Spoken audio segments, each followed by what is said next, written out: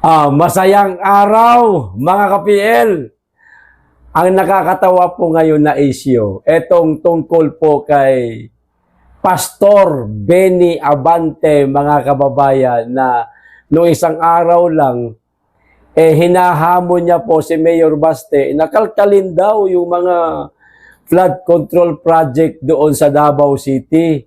Siguro, nagbabaka sakali itong mama na ito, na meron siyang mabubuko tungkol sa mga proyekto at pondo ni Congressman Pulong Duterte. Kumbaga parang gusto niyang hanapan ng mali si Congressman Pulong. Ngayon, mga kababayan, kahahanap niya ng mga mali, ng mga palpak, ng mga anomalya sa mga Duterte, lalong-lalo na kay Pulong Duterte, siya pala itong merong napakalaking pondo di umano, mga kababayan. Alam niyo ba kung gaano kalaki po yung pondong nakuha di umano nitong mama na ito?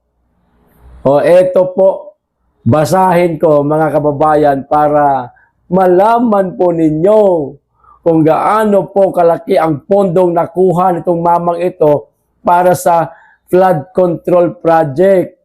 Ang tanong, meron ba siyang nagawa sa kanyang distrito patungkol sa flood control project? Sa mga kadistrito dyan ni Congressman Pastor Benny Abante, baka mapanood nyo po itong video ito. Paki-comment po kung meron po kayong alam na naipatayo niya o napagawa niyang flood control project. Paki-comment para mabasa ko po. At kung wala naman, paki-comment din.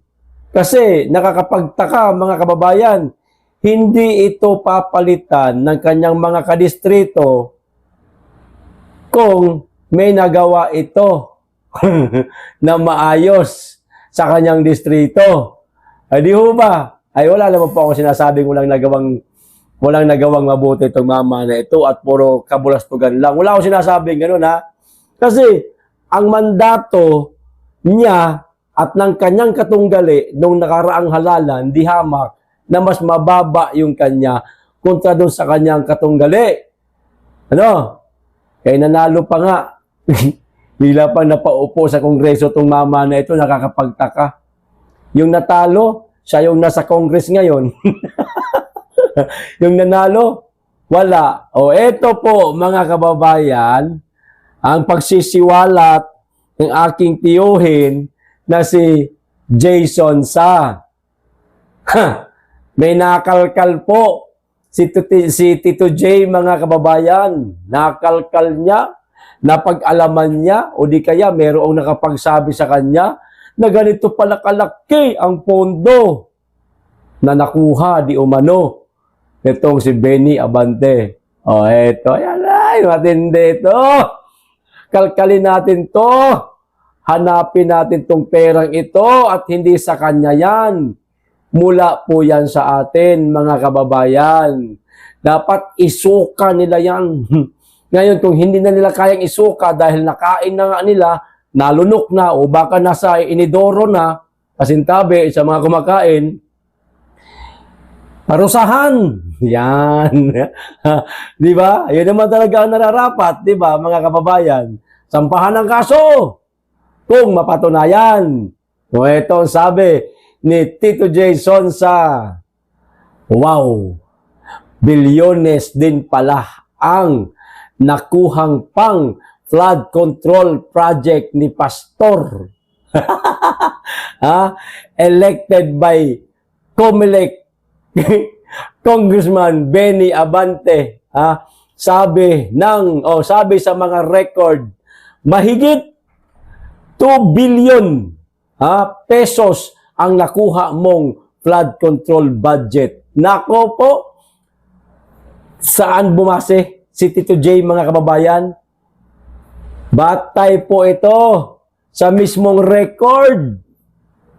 Hindi yung yung muro-muro lang. Hindi yung kwento-kwento lang. Hindi marites, kundi batay mismo sa record, mga kababayan. Saan mang record ito, malamang sa alamang, syempre, sa House of Representatives, mga kababayan. 2 billion pesos. Meron ba tayo nakikita ang flood control project sa kanyang distrito? Kaya tuloy, ang tanong ni Tito J, eto, Pastor Benny, saan dako sa Distrito 6 ng lungsod ng Maynila ninyo inilagay ang inyong mga proyekto para mapasyalan po namin? Sir Benny Abante, nagtatanong po ang aking tiyuhin na si Jason sa baka naman. Sagot po ito, sir. Maglabas po kayo ng inyong press con. Ayan. Sabihin nyo po sa media kung saan banda sa Distrito 6 sa lungsod ng Maynila na nagpagawa kayo ng flood control project dahil nakakuha ko kayo ng 2 billion pesos. Ano yun?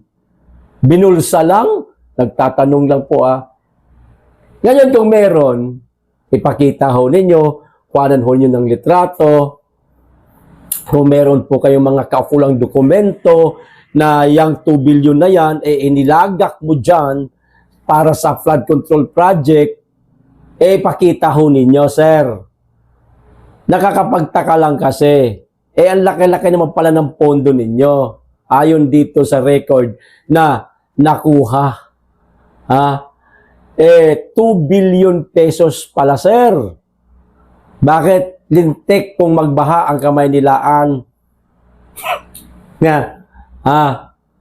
Kasi kung talagang ginamit ng maayos tong pera na to, mga kababayan, maraming congressman dyan kung talagang ginamit nila, yan. Marami nga sila nang maayos yung mga pondo nila tungkol sa flood control project. Sana ang ganda ng Manila. Walang baha. No? Kung bumaha man, siguro hindi inaabot ng mga 1 linggo. Sabihin na lang natin 3 araw. Baka sabihin nila, exaggerated tayo masyadong magsabi na ganyan katagal mahupa ang baha dyan sa Manila. At madadamay pa yung mabait na alkalde at magaling na si Mayor Isko. Pero nililinaw ko, hindi si Mayor Isko ang pinatutungkulan dito sa isinulat ni Tito J kundi si Benny Abante. Kasi ito maingay Hinahanapan niya ng buta si Pulong Duterte. At sinagot na siya, mga kababayan, kahapon, no, ni Congressman Pulong Duterte. May mga dokumentong ipinakita. Mamaya ipapakita ko dyan ang litrato, mga kababayan, pagkatapos po nating singilin itong si Benny Abante. Sir, maniningil po kami kahit man lang isang simpleng litrato at patunay na ikaw nga ang may pasimuno o may gawa ng isang flood control project dyan sa inyong distrito kung totoo man, kung meron man. Pero kung wala, nakakayaho ito, sir. Pastor pa naman po kayo. Magagalit sa inyo si Lord. Susunugin po kayo sa dagat-dagatang apoy. Ayan. Pagdating ng araw ng paghuhukom, bagamat hindi mo na maaabutan yung mismong araw na yun dahil malamang sa malamang, gorgor ka na sa mga araw na yun. Pero bubuhayin ka po ulit, sir, sa araw ng Judgment Day.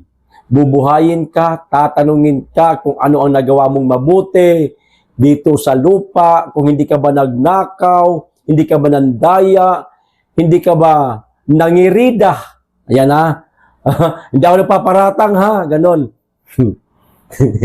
Di ba? Tatanungin ka. Sasabihin mo, siyempre, malinis ka. Pero hindi nakikita niya lahat ng mga ginagawa mo, sir. Kung totoo man itong 2 billion pesos na nakuha mo para sa iyong distrito sana na ilalaan sa flood control project, ihahanapin sa iyo yan ni Lord. Benny, yung 2 billion pesos mo na inilaan para sa'yo, para sa flood control project, bakit hindi mo ginamit ng maayos? Kung hindi mo ginamit ng maayos. Pero kung ginamit mo ng maayos, lakasan mo loob mo. Ay, hindi na kailangan lakasan ng loob. Ipakita mo yung mga kaukulang dokumento na sumatotal 2 billion pesos. Batay sa budget na ibinigay sa'yo. Pero kung hindi mo may papakita yan, sir, hindi man namin yan kayang tawag ito, halukayin, ika nga, no? Si Lord na ang bahalang magparusa sa'yo. Tandaan po natin, sir, sa mundong ito, dadaan lang po tayo. Pagkatapos natin sa mundong ito, paghukom na ang sasapitin ng bawat tao. Kaya hanggat nabubuhay tayo, gumawa tayo ng mabuti sa kapwa. Kasi yan ang magiging baon nating ginto, ika nga, sa pagharap natin sa Kanya. Ngayon, kung hindi mo ginamit ng tama yung pondo mo, tutuhugin ni Taning yung wet box mo nung tinidor. Puk! Magnanakaw ka! Puk! Wala ka nang ibang ginawa sa iyong paninirbisyo kundi magkamal ng pera. Kaya ang ganon. Kung totoo yan. Kaya nga, ang hamon o ang tanong sa iyo ni Tito J, saan mo daw inilagay ang inyong mga proyekto para mapasyalan niya mismo? Sir ha, mag-aantabay kami, ha? Magpa-press con kayo, magpakita kayo ng kaukulang dokumento. Kasi kay Mayor Baste, ay Baste naman, kay Mayor Pulong, ito, ipinakita niya ipinakita niya, ito po yung sa kanya, yung mga dokumento niya. Ipapakita ko po sa inyo mga kababayan. Ayan Davao City Project mula 2020 hanggang 2022. Okay? Maliwanag yan, sir? Ito pa. Ayan yung mga flood control project sa Davao City, sir, ha? Saan yan? Along Matina River, River Outfall. May tawag na tawag, pasensya na. Section Boat Bank, Davao City. Ayan yung hinahanap po, sir, ganyan sana, magpakita ho kayo ng resibo, sir, ha? Ganito, kahit ganito lang, yung merong papeles talaga na nagmula sa DPWH na kagaya niyan, may nakikita tayo na mga letratong ng flood control project. At ito pa, may halaga pa pala, 39 billion ba ito? Laki. Pero at least, inilagay para sa flood control project. Hindi nandaya. Ito pa. Yan. Pang-ina na ba yan? Pang-apat. Ito. Panibago na naman itong flood control project, May mga presyo yan, May mga halaga yan, Ayan ba yung nahanap mo? Benny Abante? Meron pa. Ayan. Iba na naman ang presyo nito. 85. Maliwanag, sir. Tignan natin kung meron pa. Meron pa rin. Nako. 71 naman ito. Di ba, sir? Kung meron kayong ganito, hindi kami maghihinala sa'yo. Ngayon, kung wala, paghihinalaan ka talaga at dapat ka maimbestigahan. Sir, hanap ka ng hanap ng butas at baho sa iba, paano kung ikaw pala ang may baho at dungis at nagbulsa di umano ng 2 billion pesos? Sir, pastor, alang-alang sa ngalan ng Ama, sa ngalan ng Diyos na buhay na nakitingin sa atin at nalalaman niya kung ano ang ginagawa natin sa mundong ito. Ipakita niyo po ang inyong naging proyekto tungkol sa flood control project kung meron man. Pero kung wala, manahimik kayo at mag-divert kayo ng ibang issue, alam na. Okay? Maghihintay kami, sir, ha? Sana po, meron kayo maipakita, sir, ha? Sir, ito pa, mga kababayan. Tungkol naman po ito sa Duterte Youth Party List, idagdag ko na rin po, kawawa talaga itong Duterte Youth Party List, mga kababayan. Talagang ginipit ni George Garcia, mga kababayan. Tindi talaga. Grabe. Nakikipaglaban ng maayos, ng tapat, patas, itong Duterte Youth Party List noong nakaraang halalan, walang daya kasi hindi naman sila makapagdaya talaga at hindi naman ito mandaraya dahil hindi naman nila ito administrasyon, no? Pero talagang hindi na makakaupo yata itong Duterte Youth Party List. Ito, kapapasok lang na balita, mga kababayan, no? Comelec, kapapasok na balita, inihayag ni Comelec Chairman George Garcia na pinagtibay ng Comelec N-Bank ang desisyong ikansila ang registration ng Duterte Youth Party List. Parang hindi po sila tumakbo nung nakarang halalan. Parang hindi po sila nagparehistro. Comelec N-Bank pinagtibay desisyong pagkansila sa Duterte Youth Party List registration, mga kababayan. So malabo na ho ito. Nangyari ho sa kanila itong nangyari po doon sa P3PWD ni Rowena Guanzon, mga kababayan. Ganyan po makipaglaban ang kasalukuyang administrasyon. Kapag hindi ho nila kapanalig, kahit nanalo na, itatalo ka talaga, ilalaglag ka talaga. Pero kapag natalo na, hahanapan po nila ng butas, mga kababayan, para makaupo sa House of Representatives, kagaya ni Benny Abante. Nako po. Okay, hanggang dito lang. Maraming salamat. Mag-iingat kayo lagi at higit sa lahat, mahalin natin ang Pilipinas.